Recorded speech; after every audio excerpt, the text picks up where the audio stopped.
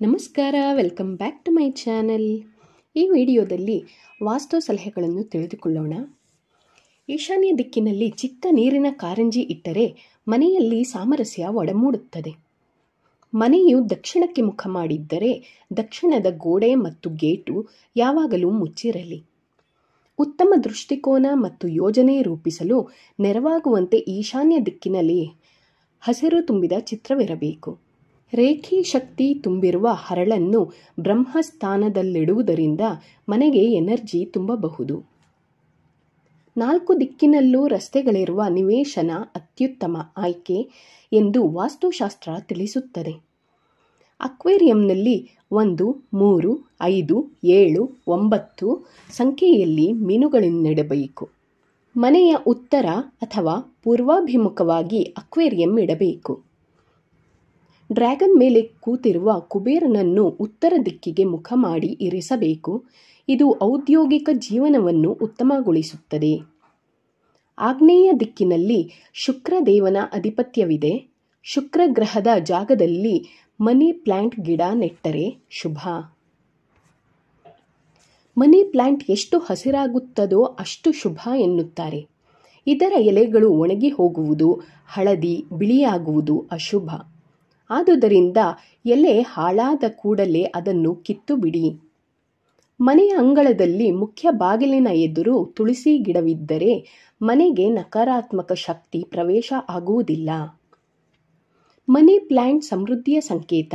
ಆದುದರಿಂದ ಇದನ್ನು ಮೇಲಕ್ಕೆ ಏರುವಂತೆ ಬೆಳೆಸಲಾಗುತ್ತದೆ.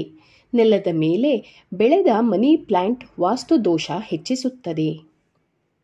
ಅಕ್ವೇರಿಯಂನಲ್ಲಿ 9 ಮೀನುಗಳಿದ್ದು ಅವುಗಳಲ್ಲಿ 8 ಒಂದೇ ತಳಿಗೆ ಸೇರಿದ್ದಾದರೆ ಶುಭ. ಸ್ಫಟಿಕ ಕುಬೇರನ ಕೈಯಲ್ಲಿ ಮುತ್ತಿದ್ದು ಅದನ್ನು ಮನೆ ಅಥವಾ ಕೋಣೆ ಮಧ್ಯೆ ಇಟ್ಟರೆ ಕುಟುಂಬದ ಎಲ್ಲರ ಜ್ಞಾನ ಹೆಚ್ಚುತ್ತದೆ. ಮಲಗುವ ಕೋಣೆಯಲ್ಲಿ ಬೀರುವನ್ನು ನೈಋತ್ಯ ಮೂಲೆಯಲ್ಲಿ ಇಟ್ಟರೆ ಒಳ್ಳೆಯದು. ಪೂಜಾ ಕೋಣೆಯಲ್ಲಿ ಇಡುವ ವಿಗ್ರಹದ ಎತ್ತರವು 3 ಅಡಿಗಿಂತ ಹೆಚ್ಚಿರಬಾರದು ಮತ್ತು 2ಕ್ಕಿಂತ ಕಡಿಮೆ ಇರಬಾರದು. ಹೂವಿನ ಗಿಡ ಮತ್ತು ಅಕ್ವೇರಿಯಂಗಳನ್ನು ಮಲಗುವ ಕೋಣೆಯಲ್ಲಿ ಇರಿಸಬಾರದು. ಪೂಜಾ ಕೋಣೆಯ ಬಾಗಿಲು ಮತ್ತು ಕಿಟಕಿಗಳು ಉತ್ತರ ಅಥವಾ ಪೂರ್ವದಲ್ಲಿರುವಂತೆ ಗಮನವಿಡಿ. ದೇವರ ಪೂಜೆಗೆ ತಾಮ್ರದ ಪಾತ್ರೆಗಳನ್ನು ಬಳಸಿ. ತಾಮ್ರದ ಪಾತ್ರೆ ದೇವರ ಕೆಲಸಗಳಿಗೆ ಪವಿತ್ರ. ರಾತ್ರಿ ವೇಳೆ ಪೊರಕೆಯನ್ನು ಮನೆಯ ಹೊರಗೆ ಅಥವಾ ಮುಖ್ಯ ದ್ವಾರದ ಬಳಿ ಇಡುವುದು ಶುಭಕಾರಕ ಎಂಬ ನಂಬಿಕೆಯಿದೆ. ಹೀಗೆ ಮಾಡುವುದರಿಂದ ನಕಾರಾತ್ಮಕ ಶಕ್ತಿಗಳು ಮನೆಯೊಳಗೆ ಪ್ರವೇಶಿಸುವುದಿಲ್ಲವಂತೆ.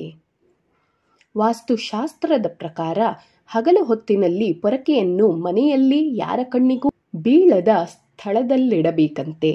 ಅಂದರೆ ಯಾವುದಾದರೊಂದು ಮೂಲೆ ಅಥವಾ ಬಾಗಿಲಿನ ಸಂದಿಯಂತಹ ಜಾಗ.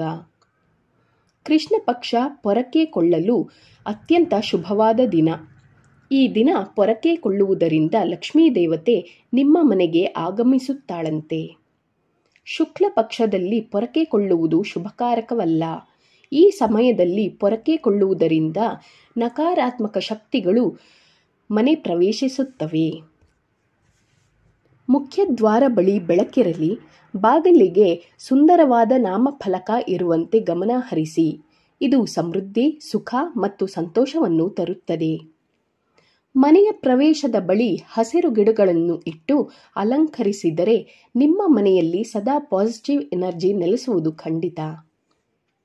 ವಾಸ್ತುಶಾಸ್ತ್ರದ ಪ್ರಕಾರ ಮನೆಯಲ್ಲಿ ಈಶಾನ್ಯ ದಿಕ್ಕಿನಲ್ಲಿ ಚಪ್ಪಲಿ ಸ್ಟ್ಯಾಂಡ್ ಇಡಬಾರದು.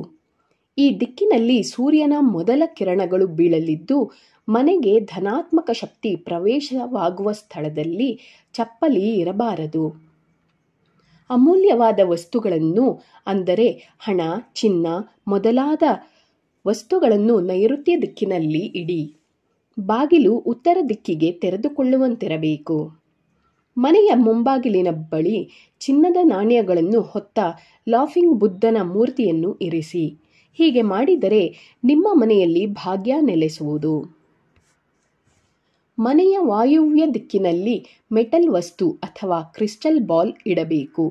ಇದರಿಂದ ದುಷ್ಟ ಶಕ್ತಿ ಮನೆ ಪ್ರವೇಶ ಮಾಡುವುದಿಲ್ಲ.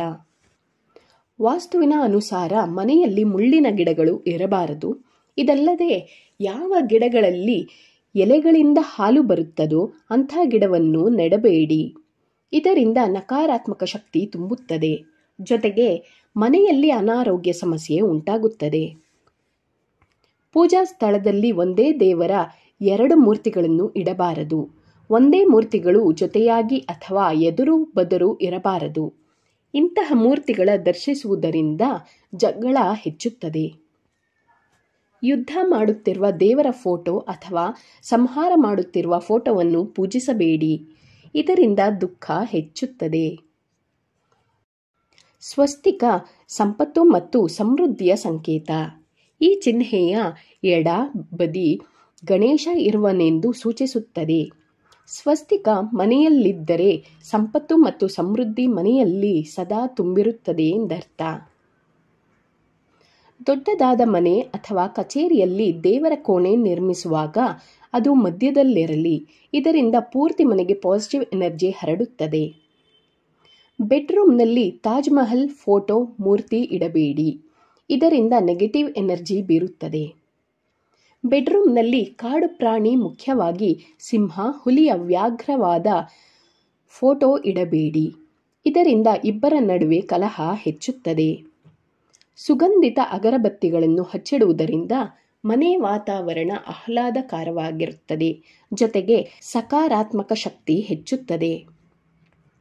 ವಾಸ್ತುಶಾಸ್ತ್ರದ ಪ್ರಕಾರ ನೀರಿಗೆ ಚಿಟಿಕೆ ಉಪ್ಪು ಸೇರಿಸಿ ಕೈ ಕಾಲು ತೊಳೆದು ಮಲಗುವುದರಿಂದ ಚೆನ್ನಾಗಿ ನಿದ್ರೆ ಬರುತ್ತದೆ. ದೇವರ ಮನೆಯಲ್ಲಿ ಭಗ್ನಗೊಂಡ, ಮುಕ್ಕಾದ, ಸವೆದು ಹೋದ ವಿಗ್ರಹಗಳನ್ನು ಇಡಬಾರದು. ಮಲಗುವ ಮುನ್ನ ಬೆಡ್ರೂಮಿನಲ್ಲಿ ಎಳ್ಳೆಣ್ಣೆ ದೀಪ ಹಚ್ಚಿದರೆ ಒಳಿತು. ವಿಗ್ರಹವನ್ನು ಗೋಡೆಗೆ ತಾಗಿಸಿ ಇಡಬಾರದು.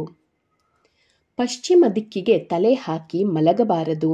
ಇದು ದುಃಖ, ಅನಾರೋಗ್ಯ ಮತ್ತು ಅಸಂತೋಷವನ್ನು ಉಂಟುಮಾಡುತ್ತದೆ. ತುಳಸಿಯಂತಹ ಆರೋಗ್ಯ ಮತ್ತು ಆಧ್ಯಾತ್ಮಿಕ ಶಕ್ತಿ ಹೊಂದಿರುವ ಗಿಡಗಳನ್ನು ಬೆಳೆಸಿ. ಕನಿಷ್ಠ 1 ತುಳಸಿ ಗಿಡವಾದರೂ ಈಶಾನ್ಯ ಭಾಗದಲ್ಲಿರಲಿ.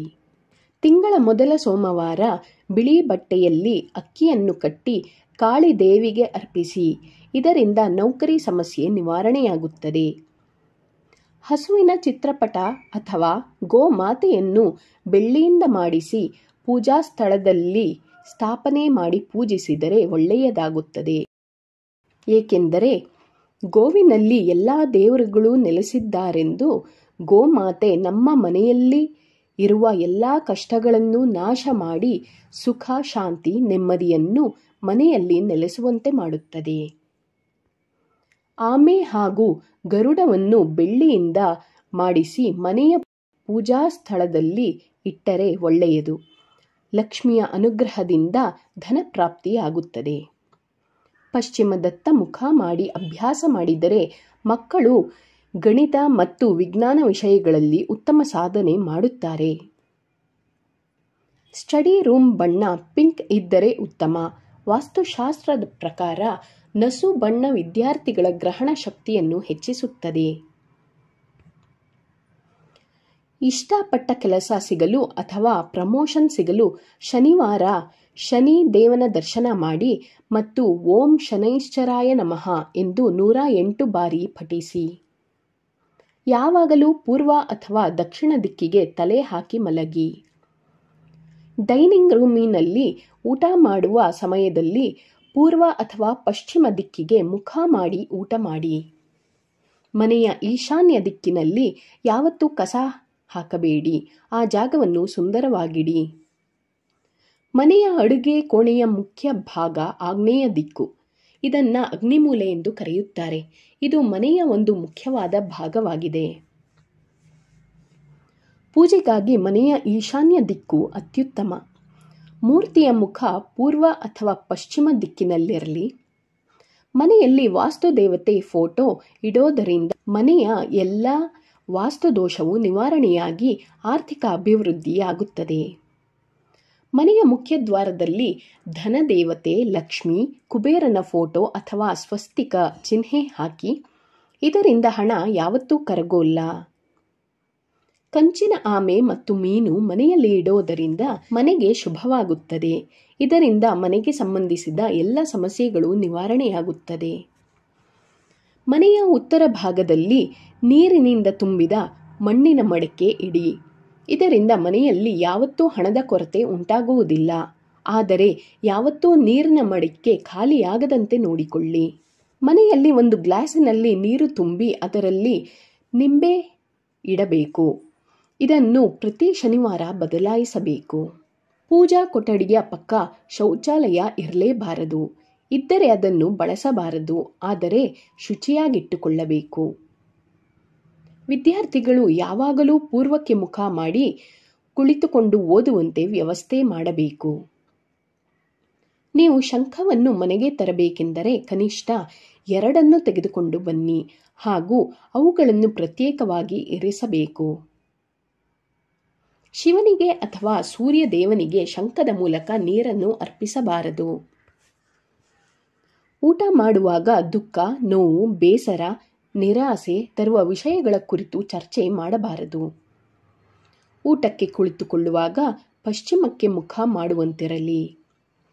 ಊಟ ಮಾಡುವ ಸಮಯದಲ್ಲಿ ಕುಟುಂಬ ಸದಸ್ಯರೆಲ್ಲರೂ ನಿರಾಳವಾಗಿ ಒತ್ತಡರಹಿತರಾಗಿ ಇರಬೇಕು. ಯಾವಾಗಲೂ ಆಗ್ನೇಯ ಅಡುಗೆ ಮನೆಗೆ ಅತ್ಯಂತ ಪ್ರಾಶಸ್ತ್ಯ ದಿಕ್ಕು. ಅಗ್ನಿಯ ದಿಕ್ಕು ಇದಾಗಿರುವುದರಿಂದ ಅದರ ಸಂಪೂರ್ಣ ಲಾಭ ಪಡೆಯಲು ಆ ಭಾಗದಲ್ಲೇ ಕಿಚನ್ ಇರಲಿ. ಆಗ್ನೇಯ ಭಾಗದಲ್ಲಿ ಅವಕಾಶವಿಲ್ಲದವರು ಅಡುಗೆ ಮನೆಗೆ 2ನೇ ಆದ್ಯತೆಯಾಗಿ ವಾಯವ್ಯ ದಿಕ್ಕನ್ನು ಆಯ್ದುಕೊಳ್ಳಬಹುದು. ನಿವೇಶನದ ನೈಋತ್ಯ ಭಾಗದಲ್ಲಿ ಮನೆಯನ್ನು ನಿರ್ಮಾಣ ಮಾಡುವುದು ಹೆಚ್ಚು ಸೂಕ್ತ. ಕಚೇರಿಯ ಸ್ಥಳವು ಬೃಹತ್ ಚಟುವಟಿಕೆಗಳಿಂದ ಕೂಡಿರುವ ಸ್ಥಳದಲ್ಲಿ ಇರುವಂತೆ ನೋಡಿಕೊಳ್ಳಬೇಕು. ಏಕಾಂತ ಸ್ಥಳದಲ್ಲಿ ನೆಲೆಗೊಳ್ಳುವ ಕಚೇರಿಗಳು ಉತ್ತಮ ಲಾಭ ತಂದುಕೊಡದು ಎಂದು ಹೇಳಲಾಗುವುದು. ನಿವೇಶನದ ನೈಋತ್ಯ ಭಾಗದಲ್ಲಿ ಮನೆಯನ್ನು ನಿರ್ಮಾಣ ಮಾಡುವುದು ಹೆಚ್ಚು ಸೂಕ್ತ. ನೈಋತ್ಯ ದಿಕ್ಕಿನಲ್ಲಿ ಕಚೇರಿಯನ್ನು ನಿರ್ಮಿಸಬೇಕು. ಉತ್ತರ ಭಾಗವನ್ನು ಕುಬೇರನ ಸ್ಥಾನ ಎನ್ನಲಾಗುವುದು. ಈ ಸ್ಥಳದಲ್ಲಿ ಬಾಗಿಲು ಇದ್ದರೆ ವ್ಯಾಪಾರ ಹಾಗೂ ವ್ಯವಹಾರಗಳು ಲಾಭದಿಂದ ಕೂಡಿರುತ್ತದೆ ಎನ್ನಲಾಗುವುದು. ಉದ್ಯೋಗವನ್ನು ಮಾಡುತ್ತಿದ್ದರೆ ಆ ಕಚೇರಿಯ ಬಾಗಿಲು ಪೂರ್ವ ದಿಕ್ಕಿನಲ್ಲಿ ಇದ್ದರೆ ಒಳ್ಳೆಯದು. ಈ ವಿಡಿಯೋ ನಿಮಗೆ ಇಷ್ಟವಾದಲ್ಲಿ ಲೈಕ್, ಶೇರ್, ಕಮೆಂಟ್ ಹಾಗೂ ಸಬ್ಸ್ಕ್ರೈಬ್ ಮಾಡುವುದನ್ನು ಮರೆಯಬೇಡಿ. ಧನ್ಯವಾದಗಳು.